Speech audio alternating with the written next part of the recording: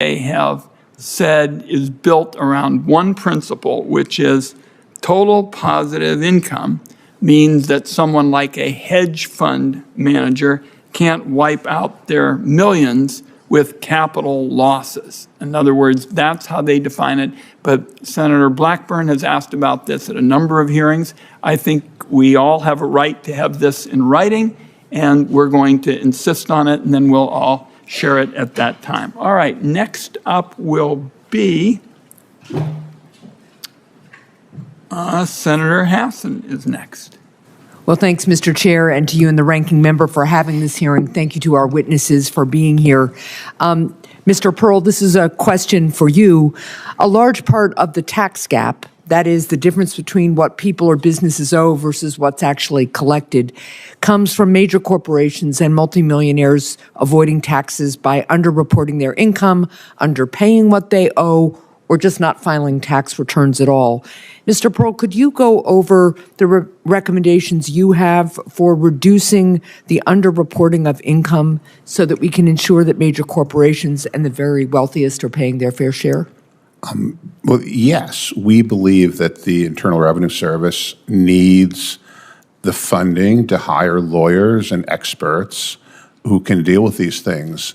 Most of what I've been talking about, Senator, is not really the people breaking the laws, but really the fact that the laws that we now have allow the wealthiest among us to pay far lower tax rates than your constituents who work for a living. Right. And so just to follow up on that, when the tax laws allow major corporations or the highest earners in our economy to not pay taxes, what recommendations do you have for changing those laws? Well, what we're suggesting, along the lines of what the chairman proposed and the president, is changing the law so that economic income, whether it's income from wages or income from your stocks going up in the stock market, are all taxed the same way for the highest earners. And we don't even mean people who make $400,000 a year. Right. We mean people who make millions of dollars a year. Those people should pay taxes on the money they make that increases their wealth, regardless of what form that income takes. Happy Veterans Day weekend, friends. They are warning everyone to be aware of this. So if you receive Social Security benefits and are a taxpayer, there are 3 things you must know before 2024. Many retirees may owe the government more money due to the cost of living adjustments. Dear friends, please make sure that you watch until the end of this video to hear about all of the details. Also, every Friday, I will be announcing new winners for the Walmart gift card giveaway. If you would like to enter these weekly giveaway, friends, all you have to do is click and like several of my videos and then comment below the keyword of each video that you watch. The more videos that you comment on, friends, the greater your chances of winning the giveaways. A worrisome sign for the Federal Reserve is starting to emerge. The Fed keeps a close eye on several risk factors that could make its job of taming inflation even more difficult. This includes high consumer demand, which is keeping some upward pressure on prices. But the United States Central Bank also pays close attention to whether Americans still have faith that inflation will eventually return to normal. Fed officials do not expect inflation to reach 2% until 2026. If there is one thing that would make the Fed quake in its boots, it would be worsening inflation expectations.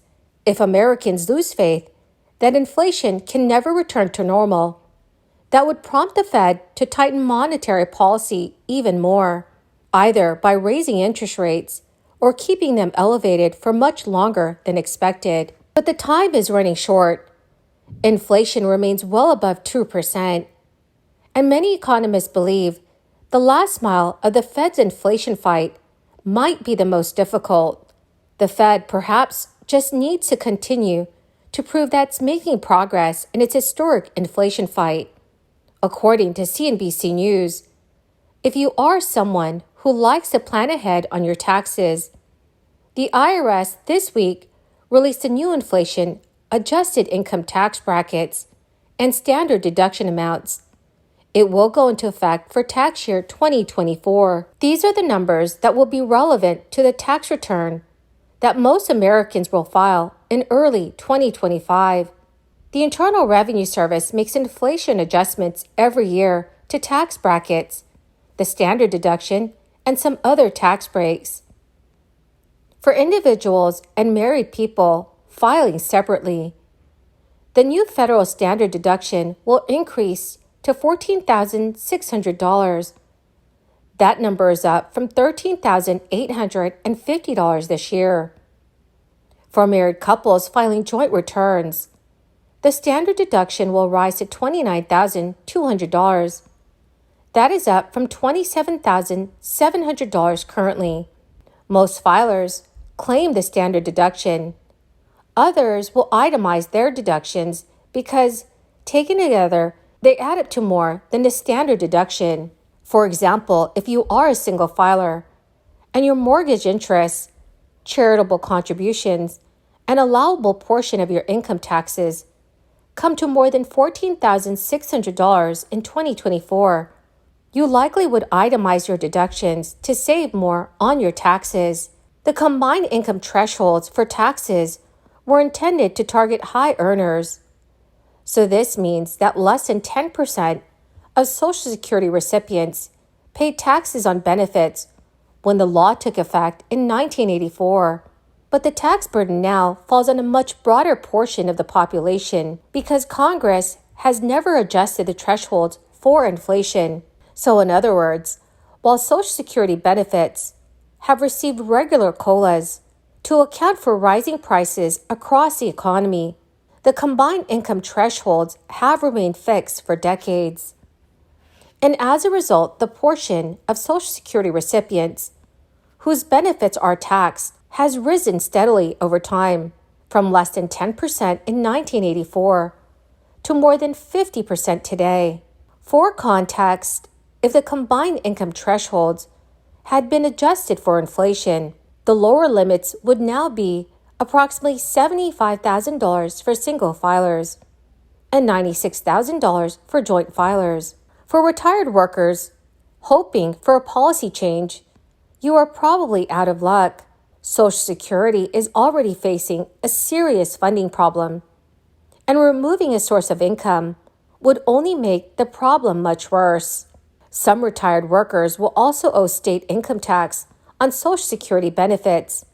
12 U.S. states currently tax Social Security, but that figure will drop to 10 by 2025 due to legislative changes in Missouri and Nebraska. For instance, New Hampshire and Washington generally do not tax retirement income, but both states have a cost of living that is 16% higher than the national average. Overall, retirees should understand how their state of residence taxes their Social Security benefits. Well, my beautiful and amazing friends, that is the end of my daily stimulus update video for today. Thank you, friends, for being part of this community.